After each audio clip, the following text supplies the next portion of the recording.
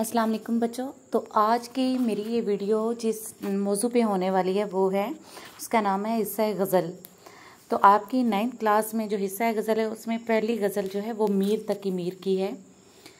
तो गज़ल के हवाले से पढ़ने से पहले ज़रूरी है कि आपको छोटा सा एक तारुफ पेश किया जाए मीर तकी मीर का, ताकि आपको उनकी शायरी को समझने में थोड़ी आसानी हो। अच्छा, मीर तकी मीर के ज़माने की अगर बात की जाए तो ये 1765 से 1810 तक के अरसे पे मुहित है। अहम नुकात जो हैं उनकी ज़िंदगी के, ये इब्तदाई ज़िंदगी के हवाले से अगर देखें तो उनका पूरा नाम जो है मीर मोहम्मद तकी था और तखल्लुस जो था उनका वो था मीर। आगरा में पैदा हुए थे वो, और वालिद का नाम था अली मुतकी, जो कि एक दरवेश इंसान थे। इब्तदाई तालीम मीर तकी मीर ने सैयद अमानुल्लाह से हासिल की थी, लेकिन ये है कि कुछ अरसा उनसे तालीम हासिल करने के बाद जब उनकी वफ़ात हो गई तो आपके वालिद ने ख़ुद उनकी तरबियत का आगाज़ किया। लेकिन बहुत जल्द ही कुछ ऐसे मतलब हालात व वाक़यात पेश आए कि वो बहुत ज़्यादा अलील हो गए और उनका भी इंतकाल हो गया। तो तब से मीर की बाकायदा परेशानियों का आगाज़ होता है, जिसका हम असर उनकी शायरी पे भी देखते हैं। जब उन्हें बहुत ज़्यादा परेशानियों का सामना करना पड़ा तो फिर वो रोज़गार की तलाश में दिल्ली के लिए निकले और अपने एक सौतेले मामू जो ख़ुद भी एक शायर थे, हान आरजू के नाम से काफ़ी मशहूर रहे हैं, उनके घर पे ठहरे। वहाँ पे उन्हें बहुत से शुरा की सोबत हासिल हुई और ये शायद उसी का असर था कि वो ख़ुद भी अदबी असनाफ़ की तरफ माइल हुए। उन्होंने बहुत से असनाफ़ में अपना शोरा मनवाया, लेकिन असल में उनकी शिनाख्त गज़ल से ही हुई। बल्कि ये कहना ज़्यादा मुनासिब है कि उनकी शिनाख्त गज़ल से नहीं, बल्कि गज़ल की शिनाख्त जो है वो मीर तकी मीर के नाम से है। तो मीर तकी मीर को दिल्ली से बहुत ज़्यादा लगाव था। जब नादिर शाह और फिर पैदर पे अहमद शाह अब्दाली और मरहटों के हमलों ने दिल्ली को तबाह बर्बाद करके रख दिया तो मीर को नाचार लखनऊ जाना पड़ा।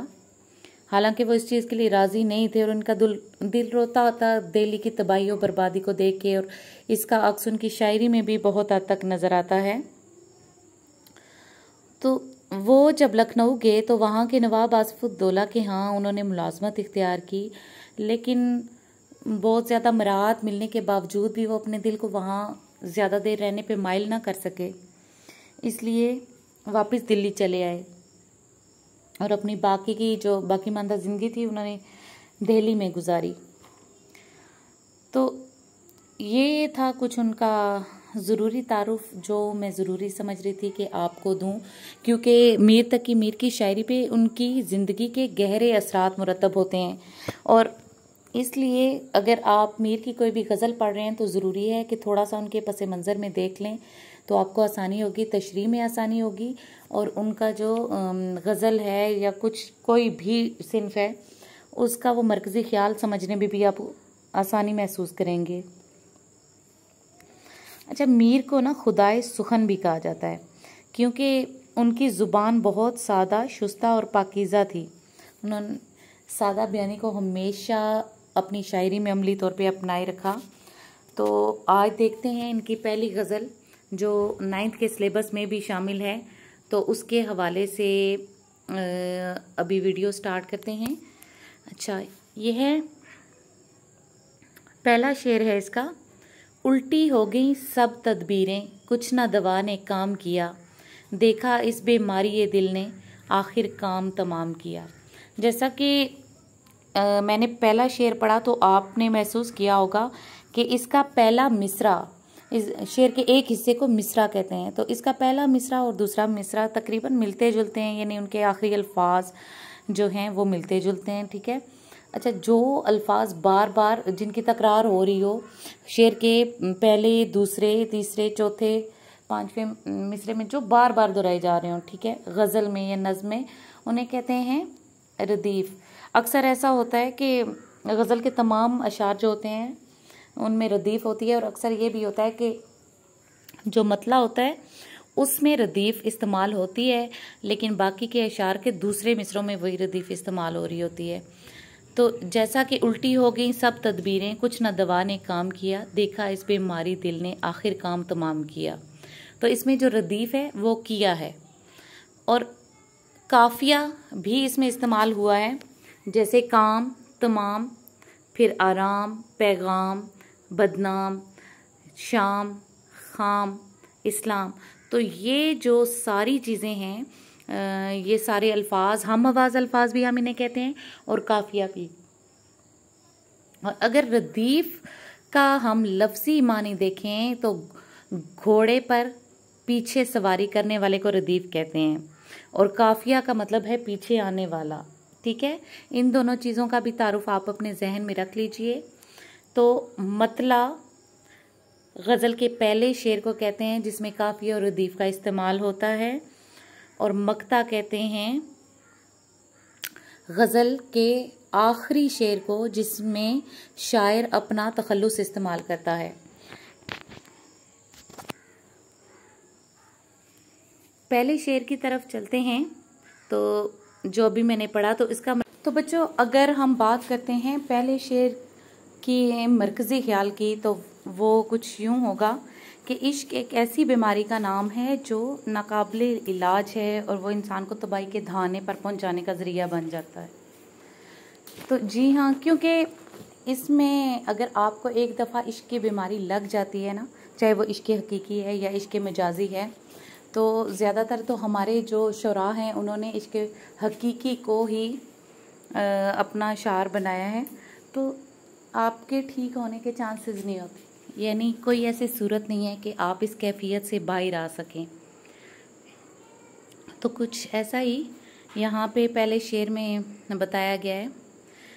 मुदर्जा वाला शेर में शायर ने अजीब बेकसी के साथ अपनी दास्तान हयात को बयान किया है।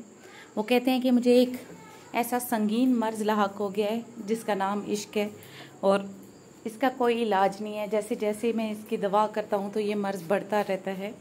हर तरह की तदबीरें और इलाज करने के बाद भी ये रोग ऐसे है कि जिसमें सुकून तबाह हो गया है, और धीरे धीरे मैं तबाही के दहाने तक पहुँच गया हूँ।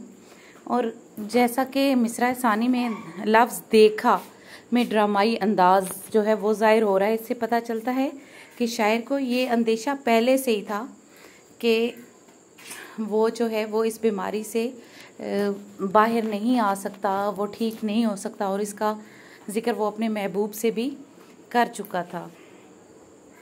अच्छा, अब दूसरे जो है हमारा शेर उसकी तरफ बढ़ते हैं। तो वो है ऐदे जवानी रो रो काटा, पीरी मेली आंखें मूंद, यानी रात बहुत थे जागे, सुबह हुई आराम किया। इस शेर में शायर जो है मरकज़ी ख्याल में ना अपनी दुख भरी ज़िंदगी का जिक्र कर रहा है। शायरी में वो अपने कैफियत को जो है वो इस शेर के ज़रिए बयान कर रहा है। तशरीह के हवाले से जब हम देखते हैं तो इस शेर में शायर अपने महबूब से मुखातिब होके कह रहा है कि जवानी का दौर जो कि तवानाइयों, जोश और खुशियों से भरपूर होता है, और जिसमें इंसान किसी भी मुसीबत और गम को दिल से नहीं लगाता, इसमें भी मैंने अपनी ज़िंदगी रोते रोते गुजारी है। यानी उसने इतने दुख देखे हैं कि इसे कभी खुशी नसीब नहीं हुई। वो कहता है कि अब जब कि मैं उम्र के आखिरी हिस्से में पहुंच चुका हूं, तो मुझ में इतनी सकत और ताकत भी नहीं है कि मैं अपनी पुरवहशत ज़िंदगी के बारे में सोच भी सकूं। शायर कहता है मेरी मिसाल उस शख्स की सी है जो रात भर किसी के फिराक कहते हैं जुदाई को, आहें भरते हुए जागे, और सुबह इस कदर नींद से बोझल हो कि तुलुए आफ्ताब के मनाजिर तक देखने के लिए खुद को आमादा ना कर सके। यानी उसमें इतनी ताकत, उसमें इतनी हिम्मत ही ना हो कि वो उठ सके और ज़िंदगी के मामलात में खुद हिस्सा ले सके। तीसरा शेर है हर्फ नहीं जहाँ बख्शी में उसकी खूबी अपनी किस्मत की, हमने जो पहले कह भेजा सो मरने का पैगाम किया। तो इस शेर में जैसा कि आपको शेर पढ़ के भी महसूस हो रहा होगा कि शायर बहुत मायूस नज़र आ रहा है। वो कहता है कि मैं मायूसी के उस मुकाम पे हूँ कि मुझे इस बात से भी फ़र्क नहीं पड़ता कि महबूब ने मेरी गुजारिश को सुने बगैर रद्द कर दिया या बिल्कुल उसे दरखुए इत्मीनान ना जाना, बल्कि वो तंजिया अंदाज में खुद अपने ऊपर ही तंज कर रहा है। कहता है कि मेरी किस्मत है इतनी कमाल की कि कोई हमारी अर्ज, कोई हमारी दरख्वास्त, कोई हमारी बात सुनना ही नहीं चाहता। वो कहता है कि मुझे तो अपनी दुआओं के कबूल ना होने का भी पता होता है। जब मैं दुआ मांग रहा होता हूँ तो मुझे पता होता है कि मेरी किस्मत इतनी ख़राब है कि मेरी दुआ भी कबूल नहीं होगी। तो आप सोचें कि जब मीर ये शायरी लिख रहे होंगे तो अगर उनकी शायरी से इतनी मायूसी झलक रही है तो वो खुद उस टाइम पे कितने मायूस रहे होंगे। तो ये चीज़ें जो है ना, उन्होंने अपनी अमली ज़िंदगी में से उठा के तो शायरी में ऐड की हैं।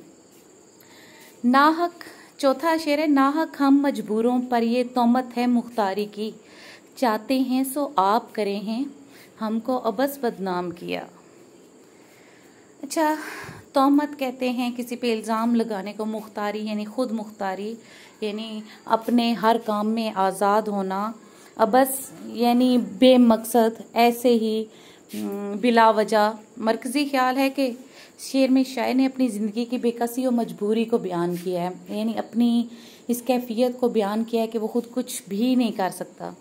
तशरीह जब हम इसकी देखते हैं तो इस शेर में शायर ये बयान करते हुए नज़र आते हैं कि मेरा महबूब ये समझता है और बरमला इसका इजहार करता है कि मैं अपनी मर्ज़ी का मालिक हूँ और हर फैसले में खुद मुख्तार हूँ। हालांकि ऐसा नहीं है, मैंने अपनी हर ख्वाहिश और ज़रूरत को महबूब की खुशनुदी से मुत्तसिल कर दिया है, यानी जोड़ दिया है। यानी मैं अपनी ज़िंदगी में कोई ऐसा काम करता ही नहीं हूँ कि जिससे मुझे लगे कि मेरा महबूब नाराज़ हो जाएगा। इसे अगर हम लोग हकीकी मानों में भी देखें तो यानी जो मोमिन होता है या जो इश्क़ हकीकी की मनाजिल तय कर रहा होता है, वो ये सोच ही नहीं सकता कि वो कोई भी ऐसा काम करे कि अल्लाह ताला उससे नाराज़ हो जाएं। तो ऐसे ही अगर हम इश्क़ मजाजी में देखें तो तब भी अगर हम किसी से मोहब्बत रखते हैं, किसी से इश्क करते हैं, तो हमारी यही सोच होती है कि हमारा हर अमल अपने महबूब की मर्ज़ी और खुशी के ताबे हो और हम कोई ऐसा काम ना करें जिससे उसे कोई तकलीफ़ हो या उसे ये ख्याल आए कि हमें उसकी खुशी का ख्याल नहीं है। तो हम इस शेर को हकीकी और मजाजी दोनों मायनों में ले सकते हैं।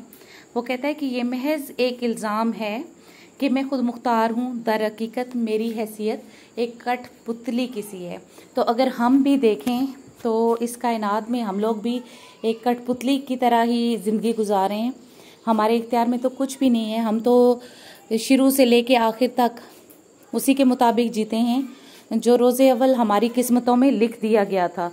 तो इसलिए यहाँ पे इस शेर को हम इश्क़ हकीकी और इश्क़ मजाजी दोनों मायनों में इस्तेमाल करेंगे। आगे है शेर नंबर 5, यहाँ के सफ़ेदों से हमें हमको दखल जो है सो इतना है, रात को रो रो सुबह किया या दिन को जूं तू शाम किया।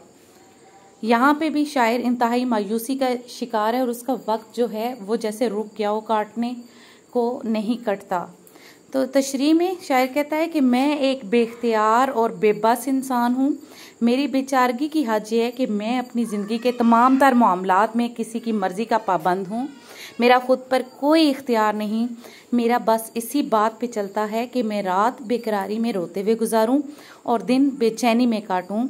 इसलिए मैं अपने मसाइब व आलाम को याद कर कर के रोता रहता हूँ। तो यहाँ पे देखिए कि वो मायूसी की आखिरी हदों पे है। शेर नंबर 6 है, साहद सीमी दोनों उसके हाथ में लाकर छोड़ दिए, बगुले उसके कोलो कसम पर हाय खाम ख्याल किया। यानी शायर ने अपनी डोर अपने महबूब के हाथों में थमा दी है। इस शेर में शायर बयान कर रहा है कि मैं अपनी ज़िंदगी को अपने महबूब के अमल दखल पे छोड़ दिया। वो कहता है कि मेरा उठना बैठना सोना जागना सब अपनी मर्ज़ी से नहीं बल्कि महबूब की मर्ज़ी पे मुनसिर है। वो कहता है मैंने तो इसके कोलो कसम पे एतबार किया, यानी ऐसे एतबार किया कि अपनी ज़िंदगी तक उसके नाम कर दी, अपनी हर खुशी अपना हर अमल उसकी खुशी से मंसूब कर दिया, लेकिन उसने वफा ना की और इतने भरोसे के बाद भी धोखा दिया। तो मीर की ज़िंदगी में भी जब देखा जाए ना तो उन्होंने उनके इश्किया मामलात पे अगर नज़र दौड़ाई जाए तो उन्होंने ऐसा ही बहुत कुछ फेस किया था। अगर आप उनकी ज़िंदगी के हालात व वाक़यात को मज़ीद जानना चाहते हैं तो उनकी ज़िंदगी पे एक मूवी भी बनी है, माह मीर, पाकिस्तानी मूवी है, आप उसे लाजमी देखें। उससे भी आपको उनकी शायरी को समझने में बहुत ज़्यादा आसानी होगी। तो उम्मीद है आपको इस गज़ल की तशरीह समझ आई होगी। और अगर आपको इसकी कोई चीज़ें ऐसी हैं जो समझ नहीं आई या कुछ ऐसी चीज़ें रह गई हैं जो मैं आपको अच्छे तरीके से समझा नहीं पाई, तो एक शॉर्ट बनाऊंगी मैं जिसमें इसके मारूज़ी सवालात मैं ऐड कर दूंगी। तो अल्लाह हाफिज़, आज की वीडियो इतनी ही थी।